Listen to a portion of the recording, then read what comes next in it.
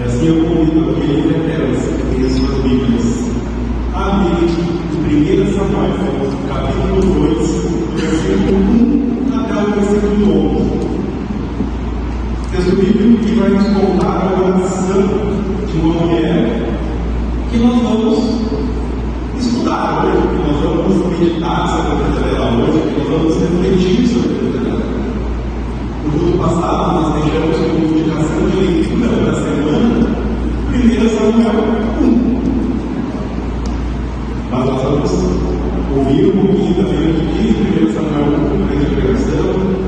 Quem leu vai poder relembrar o filho do comigo. E também quem vai poder conhecer. Eu convido para estar em papel aberto, para que a gente possa ler sobre essa mulher temente a Deus.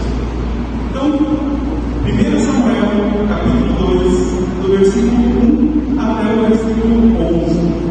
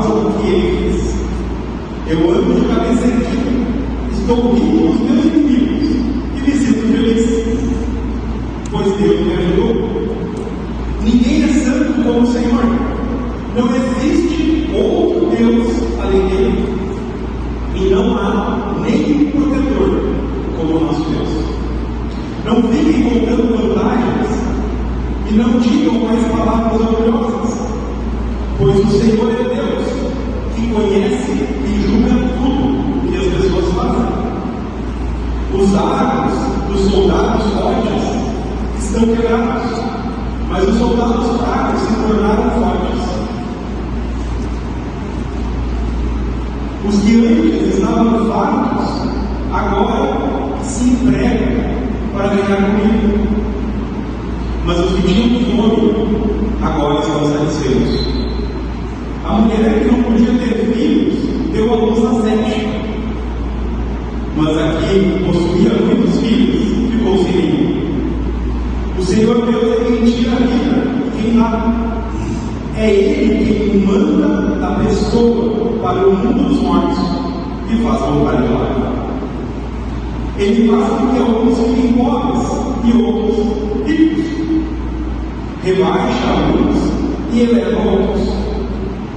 Deus levanta os pobres do pó e tira da miséria os necessitados.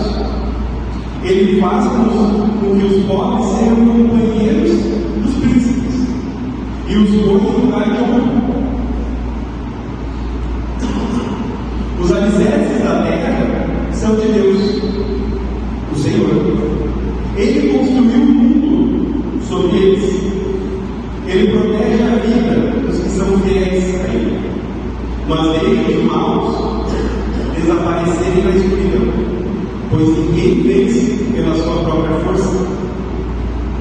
Os inimigos de Deus, o Senhor, serão destruídos. Ele trovejará do céu contra eles. O Senhor julgará o mundo inteiro. Ele dará poder ao seu reino e dará vitória a esse reino que Ele escolheu. Então, versículo 11: Então Eucana voltou para sua casa em Ramá, mas o menino Samuel ficou em Siló, no serviço de Deus, o Senhor, como ajudante do sacerdote. Até aqui a palavra do Senhor. Amém. Que a graça e a paz do nosso Senhor Jesus Cristo seja com cada um e cada uma de vocês. Amém. Nós, durante a nossa jornada sobre os personagens da fé, nós já passamos por vários personagens. Personagens icônicos, se nós pensarmos, são as bases daquilo que nós temos como fé hoje. Nós ouvimos um pouquinho sobre a coragem de Abraão, de ter saído da sua terra, assim. Nós estudamos sobre a fé de Isaac, sobre a ousadia e coragem de Jacó, de se arrepender, de pedir perdão, de brigar com Deus.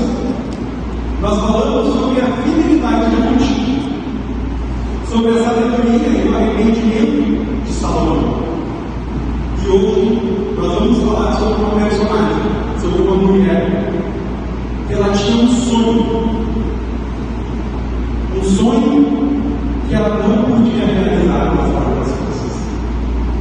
E ela entrega tudo o que ela tinha, inclusive o sonho realizado para Deus. E essa mulher se chama Ana. Ana, ela era a esposa, se quiserem dar uma acompanhada, mas todo mundo vai contar os versículos sobre isso. A partir do versículo 2, fala um pouco sobre isso que eu vou trazer agora. Ana, ela era a esposa de um homem que se chamava Eucana. Esse homem, ele era temente a Deus. Ele era judeu, ele era israelita, e ele era temente ao Senhor. Todos os anos ele ia, segundo o capítulo 1, versículo 3, ele ia até o altar, até o sacerdote, para fazer sacrifícios pela sua família. E o mais interessante é, a Bíblia nos diz que para Ana, ele fazia o sacrifício todo, porque esse homem ele amava muito a sua esposa. Já para outra esposa, ele fazia o sacrifício normal. Mas ele era temente a Deus, ele fazia esse sacrifício para a família, que era algo cultural, e era algo que era uma ordenança de Deus naquele tempo, antes de Cristo. Eles precisavam sacrificar mais para ter purificação dos pecados e também para serem abençoados. O marido de Ana, ele era um homem, se nós olharmos bem, ele era um homem que sim protegia sua esposa, sim amava sua esposa, sim guardava sua esposa, mas ele era um homem insensível. E nós podemos pensar assim, considera, ele era tudo isso que ele fazia por ela, como ele era insensível. Eucana não entendia o porquê que Ana sofria tanto, porque ela não podia dar prazer para ele, porque ela não conseguia realizar o maior sonho da vida. E isso eu deixava claro que Eucana não conseguia entender. Se nós olharmos no versículo 8 de 1 Samuel 1, Eucana diz assim para ela: Ana, por que você está chorando? Por que não come? Por que está sempre triste? Por acaso eu não sou melhor para você do que 10 filhos? Eucana não conseguia validar o que ela sentia, porque para ele não fazia sentido isso, porque ele já tinha filhos todos. Mas, ser uma mulher naquela época e não poder ter filhos, nós vimos como era difícil. Nós estudamos sobre Abraão e Sara, Isaac e Rebeca. Nós percebemos que era algo que incomodava profundamente os bebês, inclusive os maridos. Ana, mesmo assim, ela amava essa marido. E ela era cuidada por ele, mas ela tinha um sonho de ser. Ana era uma mulher sensível, que sofria preconceito das outras mulheres, além do marido também. As outras mulheres faziam bullying. Cara, eu tenho filho homem, você não tem. Ana, eu já tive 12 filhos, você não tem. As mulheres, elas não cuidavam, elas maltratavam Ana, porque elas sabiam que Ana era a esposa amada de Eucana. E ela se sentia muito mal por causa disso. Ana, ela era, de certa forma, melancólica e um pouco amargurada por causa de tudo que ela escutava e também por causa da sua personalidade. Ela se sentia triste, pois ela não tinha a única coisa que ela sempre quis ter, que era o seu filho. Ela sempre sonhou em dar um filho aos seus filhos. E agora eu quero fazer uma pergunta para cada um de nós. vocês. Quantas vezes nós temos muitas coisas, mas nós não conseguimos algo que nós sonhamos, e nós ficamos criando tristes, amargados, incompreendidos, talvez bravos, se nós formos ver ela foi um pouco brava com Deus. Quantas vezes nós não somos filhos acionados por conta do que as pessoas falam para nós também? Olhando para tudo que as pessoas têm, nós pensamos, nossa, como eu queria ter um carro novo, como eu queria ter uma casa com 12 quartos, como eu queria ter uma mansão.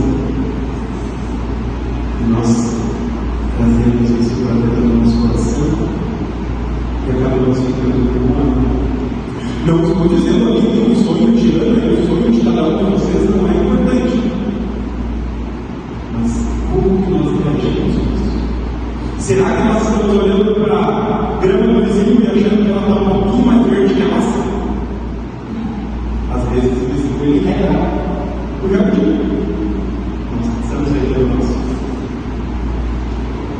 E aqui fica essa pergunta, e eu não estou dizendo que a Ana ela é geral e que nós não podemos ter sonhos, nós temos que ter sonhos. Eu não estou dizendo que a Ana ela não podia se sentir triste. E eu não estou dizendo que você e eu não podemos nos sentir tristes porque nós às vezes não conseguimos aquilo que nós queremos. Muito pelo contrário. Sentir é algo importante. O problema é o que nós fazemos com o que nós sentimos. Ana, ela faz exatamente o que se espera de um cristão. A partir do versículo 9, nos conta, de 1 Samuel, que Ana falou. E nós, agora que lemos o capítulo 2 de 1 Samuel, nós vemos uma oração de Ana.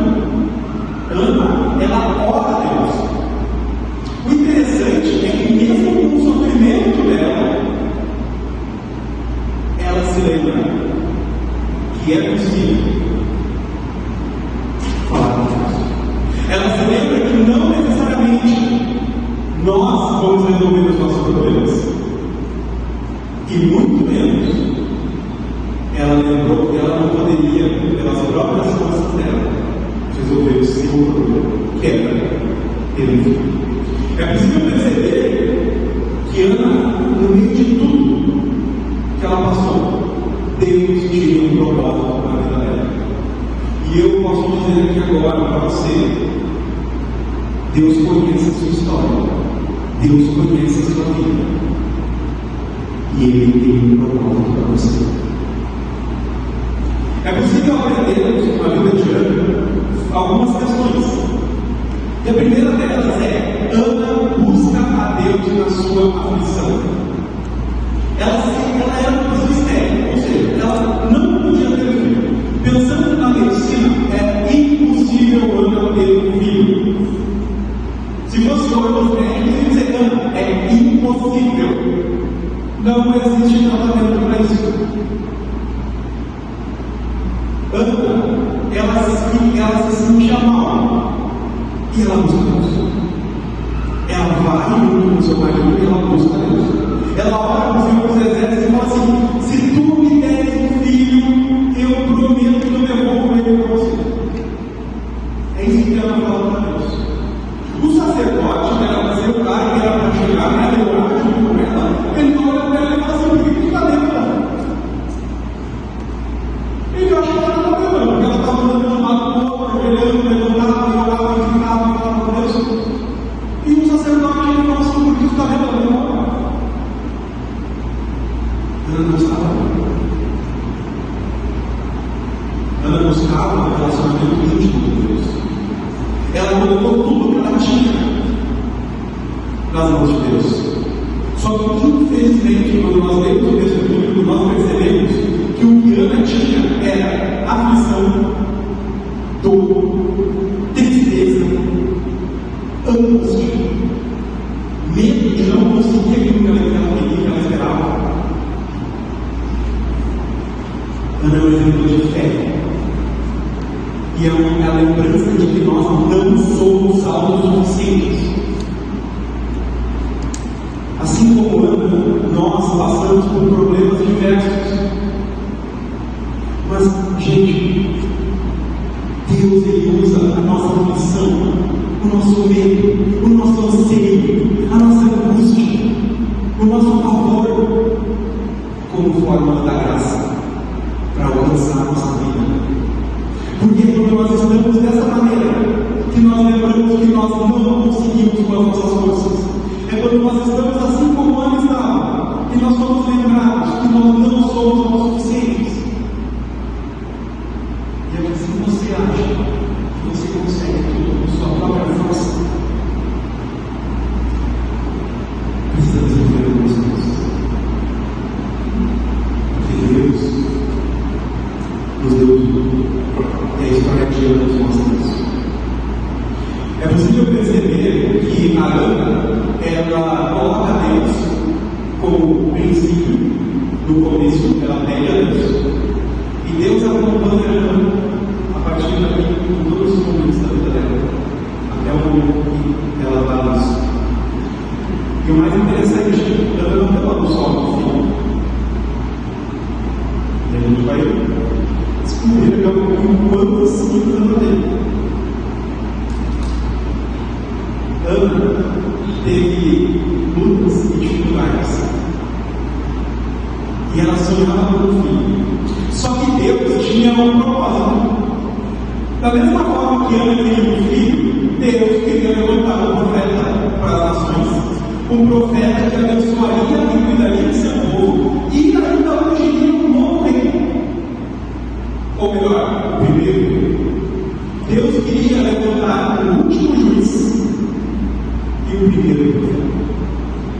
Através do Deus.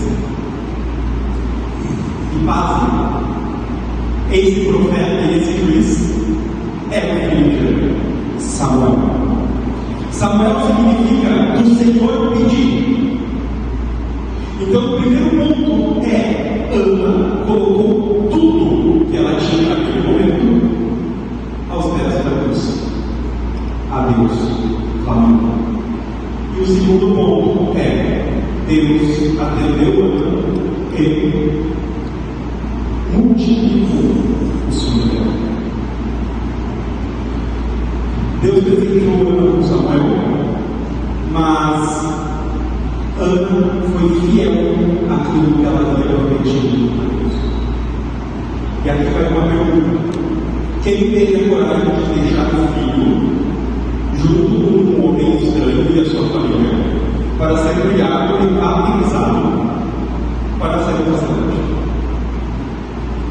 Quem teria coragem de pegar o seu filho, que era o seu maior sonho, e pegar por uma outra pessoa que era? Ana, ela demonstra coragem, ousadia, força. Porque Deus deu o filho para ela. Ela amamentou o seu filho.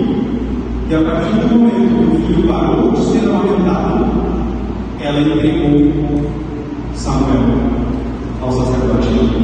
Se vocês verem o capítulo 2, versículo 11, diz assim: Eucana voltou para sua casa, mas o menino Samuel ficou em Siló, no serviço de Deus. O Senhor como ajudante do sacerdote Eli. Nós percebemos que Deus transformou a angústia da tristeza no medo, a dor de Ana e uma alegria, porque Deus atendeu o seu sonho, certo?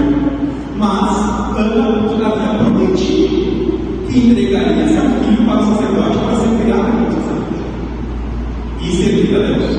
E Ana vai e entrega. Logo depois ela glorifica a Deus com a oração que nós ouvimos dela. O Senhor encheu de alegria por causa do que ele fez. Eu amo de cabeça dele. Deus pegou aquela dignidade que na cabeça de Ana ela não tinha, por conta de tudo que ela ouvia das outras mulheres, e ele deu, dando aquilo para ela. E o passo de Ana de ter entregado Samuel ao sacerdote, de ter sido fiel a Deus, não abençoou apenas ela,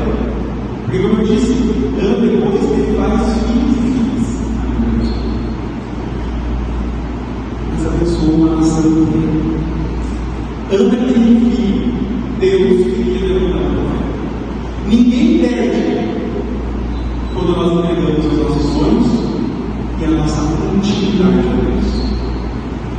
Deus, Ele nos chama todos os dias, em todos os momentos, para um relacionamento íntimo com Ele. Deus, Ele nos chama todos os dias, em todos os momentos, para nós termos fé. Deus nos chama todos os dias, em todos os momentos, para que nós confiemos nele, como Ana confiou. Tudo que Deus fez para Ana foi receber tristeza e angústia e transformar no mundo. 1 Samuel, capítulo 8, versículo 20 e 21, diz que Ana entregou Samuel e Deus abençoou ela infinitamente todos os dias de sua vida. Tudo que Ana tinha, ela entregou, e tudo que ela pediu foi potencializado. Estou dizendo que nós temos que fazer barulho com Deus? Não, muito pelo contrário. Eu estou dizendo que aquilo que você sonha é importante.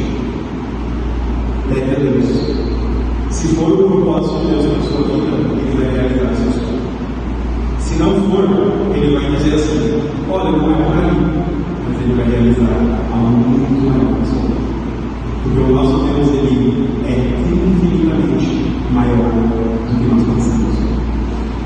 Agora, se você, como Ana, está passando por um momento de tristeza, angústia, medo, anseio, olhando para a vida dos outros e pensando: tudo que eu faço está certo, tudo que eu faço está errado, se coloca na oração, clama ao Senhor, olhe para a cruz, lembre do que Cristo fez por você, fala tudo que você sente como Ana fez, seja sincero com Deus, e lembre que o mesmo Deus te ama é o seu Deus. O nosso Deus, Ele é perito em transformar tragédias em grandes bênçãos. Agora eu pergunto: como você tem agido em busca do seu sonho? Você tem colocado na mão de Deus? Ou tem tentado realizar tudo sozinho? Tudo sozinho. O texto de 1 Samuel 1:2 nos lembra que Deus está de braços abertos. A cruz nos lembra que Deus está de braços abertos, esperando que nós coloquemos tudo que nós temos perante Ele, porque Ele sim vai realizar o milagre na sua vida, como Ele já vem realizando. Que aprendamos com Ana a viver fiéis, com ousadia, confiantes no nosso Deus. Porque eu quero lembrar mais uma vez: o mesmo Deus de Ana é o nosso. O nosso Deus é perito em transformar tragédias, tristezas, angústias e medos em alegria, vitória e Deus. Que assim seja. Amém.